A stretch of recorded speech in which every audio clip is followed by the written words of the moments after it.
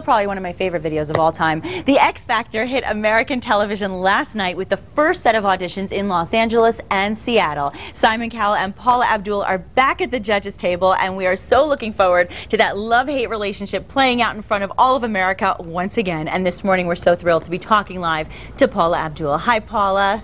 Hi, Nikki. Great to have you with us. So much fun last night. Certainly lived up to expectations. And I wanted to ask you, how are you feeling after the first night of the X Factor? You know, first of all, it's hard to believe that it's actually here. I mean, we've been operating in a vacuum nonstop since the beginning of May. So it was nice how it culminated last night. It's like launching the baby. This is Simon's baby, and he gave birth, and it was awesome. And of course, it wouldn't have been the same if you weren't right by his side. That's what makes it so special. And I want to ask you this because I'm probably one of the bigger Idol fans that are out there, and I religiously watch the show, and I'm curious, for you, what's been the biggest difference as a judge on the X Factor versus judging Idol or even Live to Dance? Because I loved that show, too. Ah, cute. You know what? It's been a total joy going to work every single day. It's been a new adventure, and for me, this is exactly my wheelhouse. You know, I started my career behind the scenes working with raw, untapped talent and iconic talent, helping them develop their real strong sense of who they are on stage and their persona. And this is what I love to do. This show allows for us to get very personal with the talent. We are managing, coaching, mentoring them, and Simon knew that that's my background, and he's starting to feel like he wish he never hired me because I know what I'm doing, and he's finding that out. And now he's going to have to compete with you, too, which we haven't gotten to that stage of the game yet, but people will get to see that. And, of course, one of the people that you did coach and teach and choreograph back in the day was Janet Jackson. So I think you've got a pretty good resume there, and I think you've got something to back up your coaching skills for sure.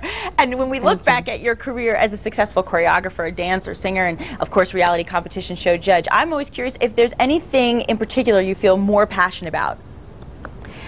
I've been so blessed and I'm beyond grateful to have been able to experience all facets of being a performer. I mean, the fact that I got to really learn and hone a craft working behind the scenes as a producer, choreographer, director, I learned everything there is to know about television through lighting, camera, the whole deal. And so that has proven to be so invaluable.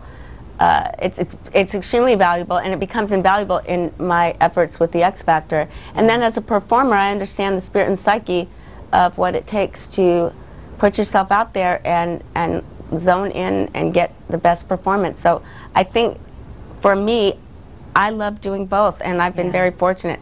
I don't know which one I love better because they're completely different. You love them all, and I think we're going to see some serious talent just from what we saw last night. We already have a few fan favorites. We were talking about Stacy earlier. She blew me away last night.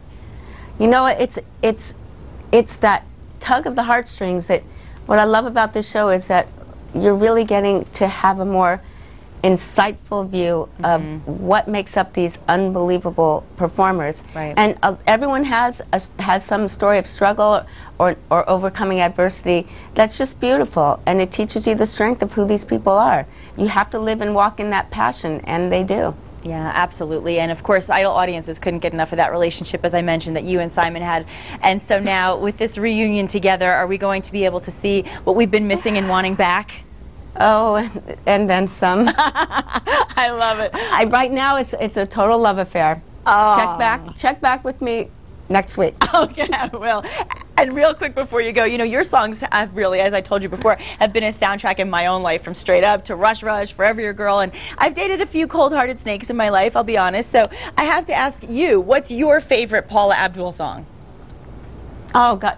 When people ask me that, I wish that I can say exactly. You know, when they're personal. They're songs that either I've co-written or that have sentimental meaning. I mean, I will always, for the very first song that went #1 on the R&B charts for me, very first song I recorded on the Forever Your Girl album was a song called Knocked Out, which was written and produced by L.A. Reid.